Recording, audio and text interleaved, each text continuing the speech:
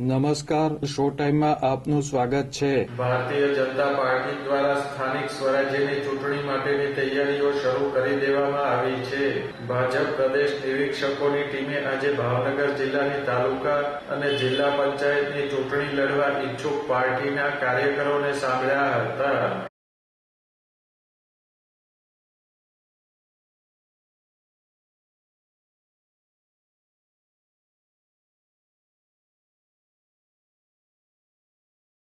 ભાવનગર ખાતે જિલ્લા ભાજપ કાર્યાલય તેમજ પાલિતાણા ખાતે પ્રદેશ નિરીક્ષકો દ્વારા ચૂંટણી લડવા ઈચ્છુક ભાજપના કાર્યકરોને સાંભળ્યા હતા અને તેમનો બાયોડેટા એકત્રિત કર્યો હતો।